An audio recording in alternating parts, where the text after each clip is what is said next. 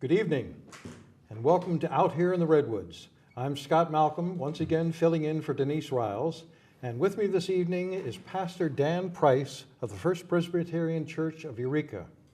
And we're going to be talking this evening about a topic that is, it's on point nationally and definitely on point locally, and that is the ongoing question of the legalization of marijuana.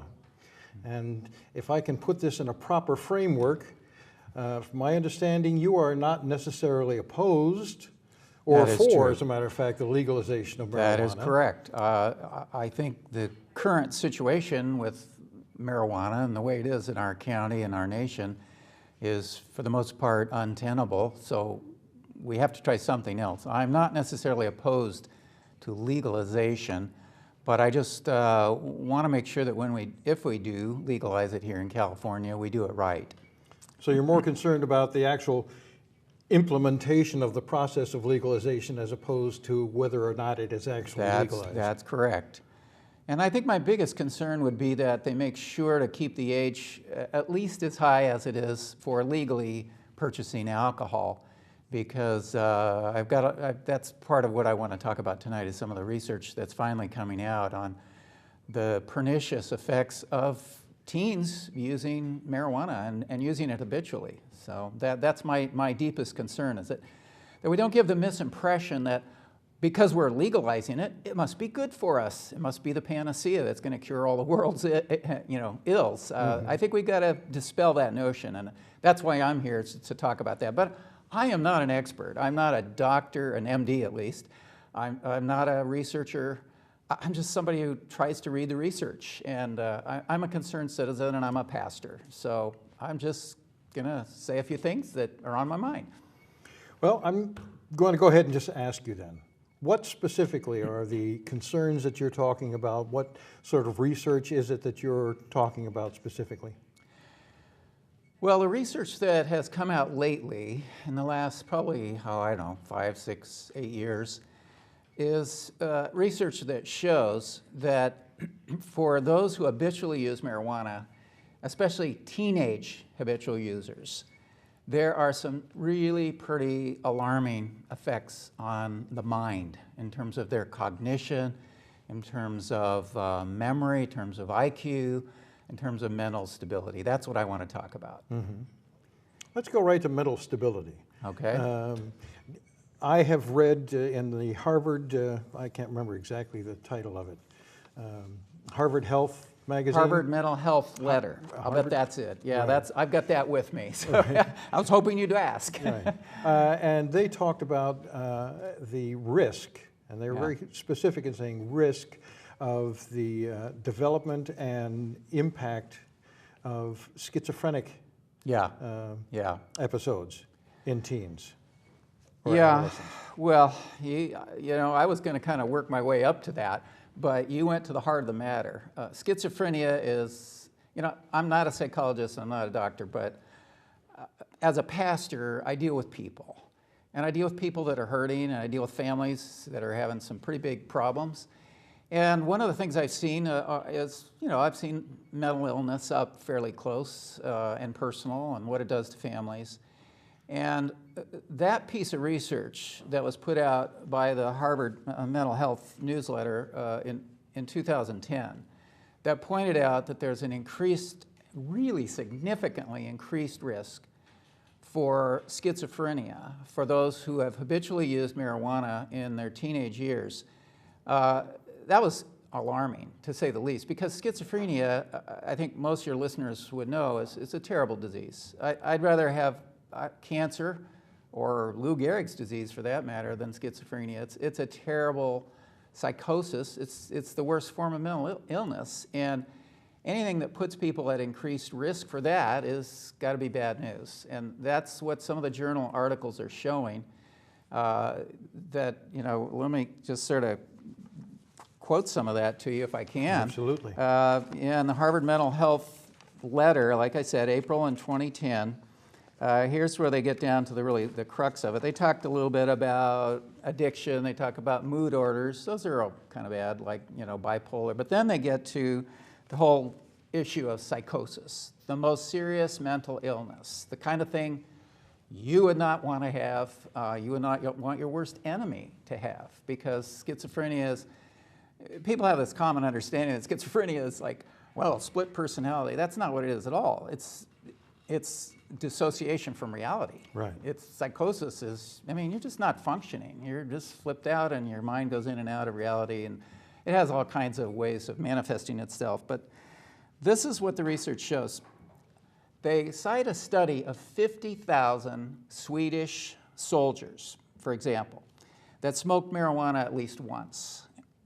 They were twice as likely, okay, for that control group, at least once they smoked marijuana, twice as much likelihood they would have schizophrenia. I'm thinking, whoa, twice the likelihood. For the heaviest users, who said they used it at least 50 times, 6 times as likely to contract schizophrenia, to have schizophrenia, or however you get it, 600% increase. And I thought, whoa, this is not a small-time problem. This is not something you just sort of kind of go, oh, well, a little schizophrenia here and there. It's no big deal. That shocked me when I read that, and I said, why isn't somebody talking about this? And since nobody else is, I'm here. I'm just, who am I? I'm just somebody kind of, I'm kind of groping in the dark and grabbing a rope, and somehow I rang the bell, and here we are. What would you say to some of those who would respond that the studies are flawed, they're incomplete, they don't take into consideration certain factors that may otherwise influence? Well, again, I'm not a statistician, but let me read to you a more recent study that was published in Lancet. Okay, Lancet, one of the prestigious medical journals of the world. You've got some British roots, so you know about Lancet. When they do studies that are scientific, they have to factor out all the possible correlations that are really not causal, but just happen to be there. Like, it's a fact that more people are bipolar who use, marijuana. That's a fact.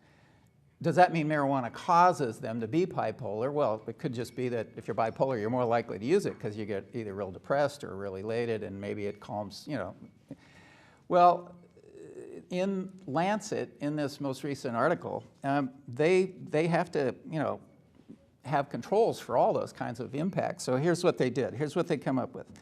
An analysis controlling for key social confounding factors, like parenting and all that kind of stuff, and all the other problems that can go wrong. This is what they found in chronic marijuana use among teens, okay? And I think, in other words, I'm saying this is very careful scientific study. Dropout rate from high school significantly increased. Addiction, the frequency of addiction, not just to marijuana but to other drugs, significantly increased. Suicide, significantly increased. So, what I'm saying is that they're trying to factor out all the other things. And they had suspicions that maybe there was depression, and then they had, other factors in there, but they decided that could be accounted for by other things other than marijuana. So they pulled that off the chart, said, no, we're not sure it causes depression. I read other studies where they said the interesting thing is that they're finding a lot of depression among marijuana users. So I would say, nah, this is pretty good research. You get Lancet, one of the prestigious journals, medical journals in the world, careful researchers. They can't afford to go out and make fools of themselves. They're going to be if anything, they're being very circumspect and overly cautious. So, one of the things that alarms me about what I've read, and again, I'm not an expert, I haven't read very much, and I'm not trying to cast stones on anybody. I'm just throwing this out there so we think about it and talk about it, is that in the marijuana today, it's a different animal. It's a completely different drug than it was 30, 40 years ago because the THC levels are so much higher. And the THC is what affects the nervous system, and I think probably that's the chemical that gives you the high. In the old days, they say it was 1, 2, 3%, maybe in the 60s, 70s.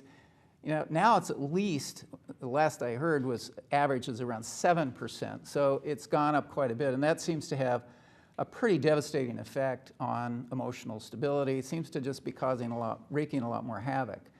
And I've actually had growers come to me and say, yeah, that's true. The THC is bad stuff. So I grow the marijuana without it. I'm going, well, let's talk about this. Right. That's why we need to probably get it out in the open, study it, see what really helps, see what really hurts, and see what's really going on. But here's my concern. What's the greatest natural resource in our community, in our country, in our world? It's the minds and the motivation of young people.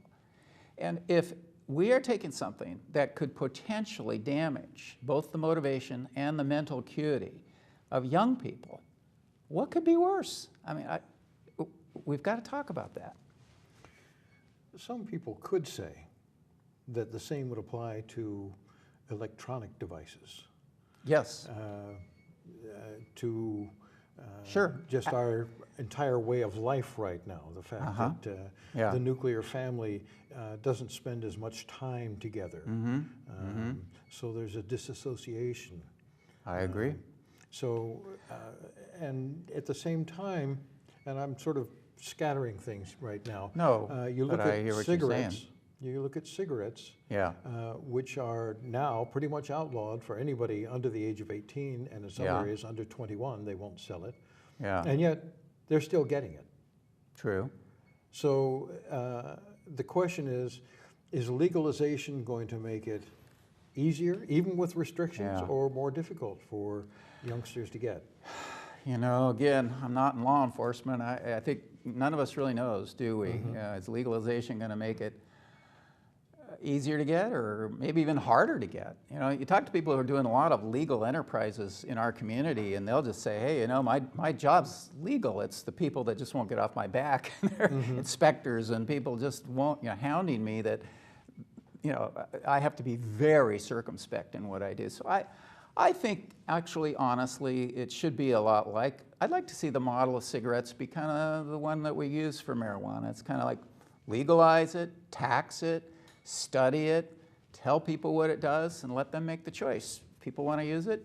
Okay, but there will have to be some controls, and my biggest concern is kids under 21, they need to know what the risks are if they're going to be using it. So. It's sort of like alcohol and driving. Yeah, well, there's a certain percentage of alcohol that's in your blood. How are they going to measure the amount of THC in your system? Somehow we got to figure out how to do that, don't we? Because I've been run over by surfers that are on marijuana and something else. It ain't fun, Bang! It just, they just kind of that crazed look, and you think, they're not going to miss me. But it's true what you say. That'd be another sermon, Scott. So what you're saying, in essence, is that in all of this, it's probably better to err on the side of caution. Exactly. Let's be careful. Let's talk about it. Let's don't pretend that this is going to be, Alice in Wonderland, or, well, it might be very much like Alice in Wonderland, given the fact that Lewis Carroll probably wrote that on drugs. But, the other thing is, sure, there are a lot of pernicious influences. I mean, I think TV is kind of a narcotic, or, computers, or now it's, cell phones, texting, whatever the electronic gadgets are. But just because those are a problem doesn't mean this isn't a problem. And I oftentimes say, well, meth is worse. And everybody goes, oh, yeah, meth is worse. And I say, well, I try to jokingly say meth is a drug from hell, but that doesn't mean marijuana is the drug from heaven, just because meth is the worst. It is worse. There's no doubt about it. But I think we really need to get this out on the table. Now, marijuana does have some medicinal properties. I mean, that's the other thing that it said in that at Harvard mental health letter from April. For those who are going through nausea and vomiting and terrible things like that, neurological pain, those who are having a hard time keeping weight, eating, keeping food down, it can be a help. So It's been used for glaucoma. Yeah, it can be helpful. It Yeah. has eased cancer symptoms. Cancer patients Yeah. have used it. So Yeah. medicinally, I don't think there's any question that it has its place. It has some helpful aspects to it, but again, I think if we could get out in the open and really study it like we do other drugs and find out what parts of it help and what parts of it are really dangerous, that might be helpful to all of us. So that's all I'm saying. I mean, I'm not an expert. I'm just saying let's talk about this as a community. What I was encouraged by is that when I was at the Rotary meeting, I had several people who are growers that came up and said, yeah, you're right, THC, that's bad stuff, because it did me in, but I raised some that has less THC or no THC, and I said, wow, that's news to me. That is news. So, yeah. Have you had an opportunity to talk with either through your own church or area groups, youth groups? Have you had an opportunity to hear from them? Not much, but I hope to have more. I mean, I would welcome the dialogue. It's sort of ironic. We have a fairly, good-sized youth group at our church and a great youth pastor, and occasionally we talk about it. I think probably the kids there would say, yeah, we know that's not something we're supposed to do at church. But ironically, one night all the elders were downstairs meeting, and my youth pastor comes down, and his eyes were just kind of like looking like something's wrong. And he said, come on out. And I said, I'm in the middle of a meeting right now. I'm chairing the meeting. He goes, you got to come outside. And went outside, and he said, some of the kids have been smoking dope upstairs in the church. And I said, I'm glad you told me, because, so, I mean, it's going on. And, but it's something that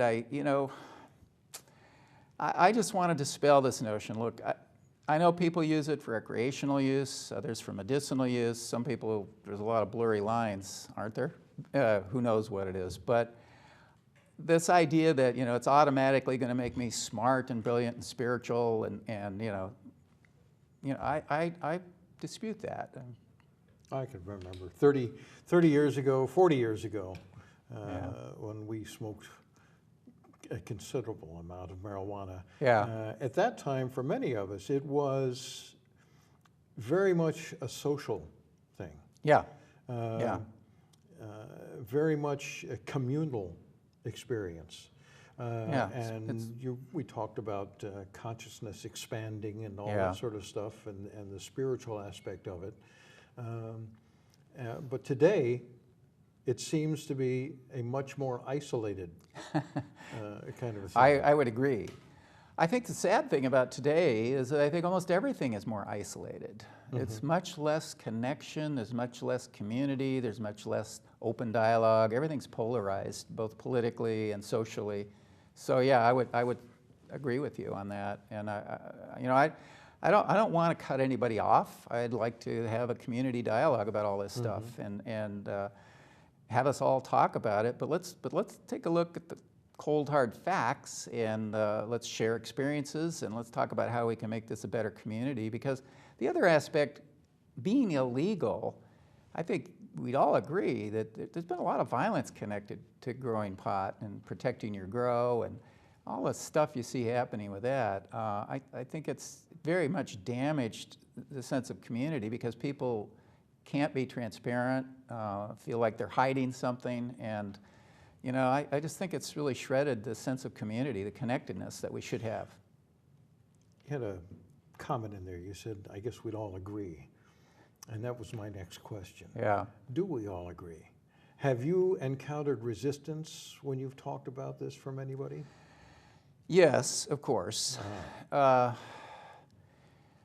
But I think the growers that I've seen or talked to, and I'm not an expert and I haven't talked to a lot of them, but I think they probably agree that it's time to move out of the shadows and make this out in the open kind of thing. I mean, I think they're thinking that we're going to be the Napa Valley of the marijuana, world.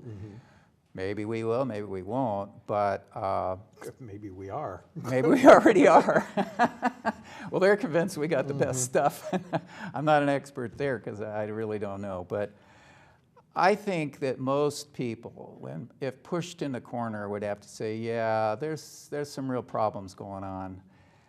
in our community with law enforcement, with violence, with incarceration rates, that somehow we got to try something different. We got to do something new.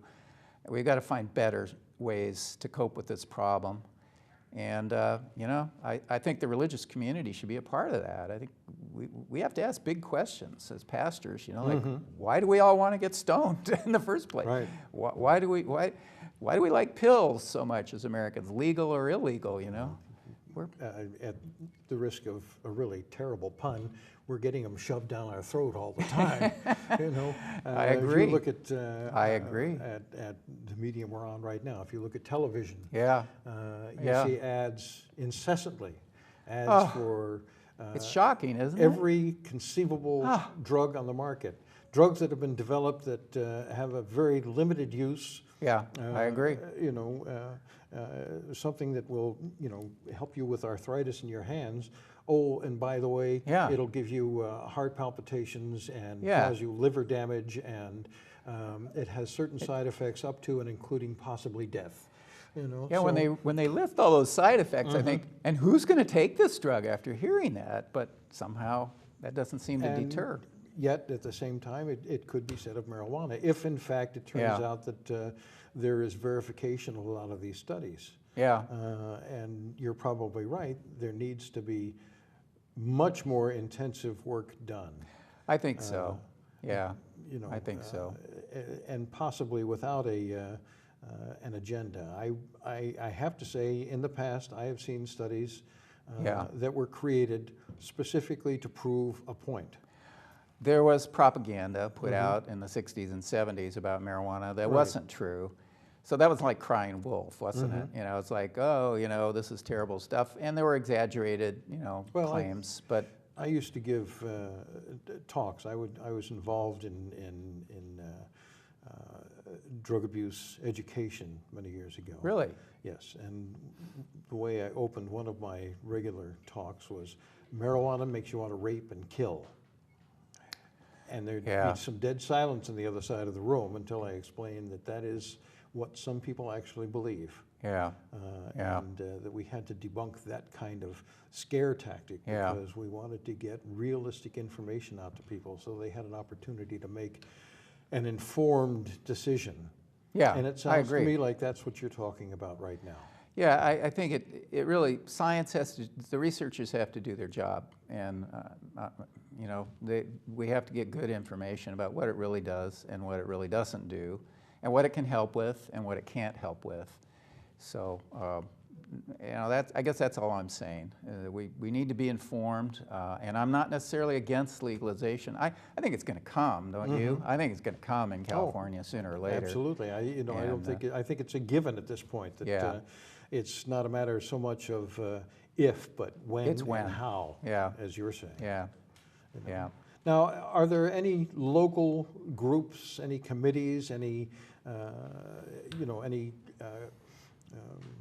gathering of law enforcement and health service agencies and whatnot that are addressing this problem locally? Well, I don't know of anybody doing that specifically. There probably are. I'm just uninformed. I'm just pastoring away most days and trying to, you know, feed the flock and do what I can. But yeah, and I've had some in contact with law enforcement and people like that. They're very interested, you know, with Sheriff Downey and with Police Chief Mills. I think, and there are a lot of clergy interested in this.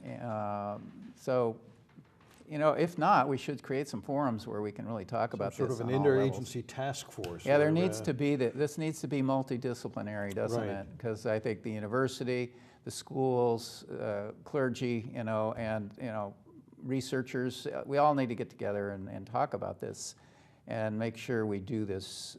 If we're going to make this change to legalization, let's do it right, and let's not endanger our teens and our kids. That gets us right back to the initial point. Yeah. I know. Well, listen, I want to thank you very much for coming this it's been evening. my pleasure. You know, Thanks for having me. It's been a fascinating evening, and I really do hope that we have the opportunity through programs like this to generate the kind of interest that really needs to show up so that people can start to really talk about this, because it is coming. Well, thanks for having me, and thanks for listening, and I hope I didn't say too much more than I know. No, I don't think so. I really appreciate it, and All right. I wish you luck in your All right. endeavors Thank you to very keep much, this Scott. flame lit and going. All right. So. My pleasure. Thank you.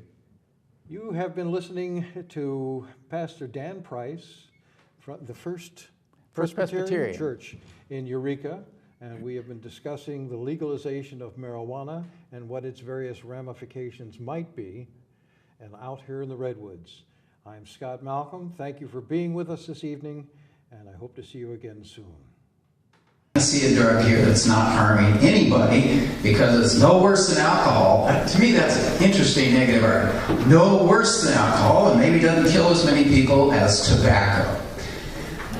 Marijuana has been studied recently, longitudinally, in good tests, scientific tests. Recently, many of them have been published by the Harvard Mental Health Review. Okay, these are not local scare tactics. This is good science. I want you all to listen to me. What marijuana does to the brains and mental health of adolescents who chronically use it is, one, it lowers IQ. This has been proved over and over again. And when people talk on the radio, I tend to think, well, you're Exhibit A. You're telling me how smart you are. Because marijuana has done ABC. Two, it creates a very great vulnerability to bipolar disease, manic depressive, serious mental illness. And worse, three, schizophrenia increases. Not small percentages. We're talking huge percentage increase in schizophrenia. If you know people with schizophrenia, it's a serious mental illness. It's a psychosis. It's the most difficult of all mental illnesses to deal with, to cure, or to treat. So I just want to dispute this idea that we've got this, the THC levels are much higher than they were years ago when we were using it in the 50s and 60s. And I just want to, Sheriff Downey, I agree with you. What's going on right now doesn't work. I agree with everybody here. The current situation is not working. Either we're going to have laws that we enforce, or we have to liberalize it and legalize it, but it does have to be regulated. Now, here's my question. If you legalize it, as you did in Colorado and in Washington, how are we going to keep teens from saying, oh, well, it's legal, it must be good for me? Because I think the facts are clear. It is not good for you. And this is my own little anecdote. I have a cousin who was an outstanding student, and also a scholar and all that stuff. He only used marijuana. He went into severe depression. It took him years to recover. So how are you going to keep teens from using it if we do legalize it? That's my question.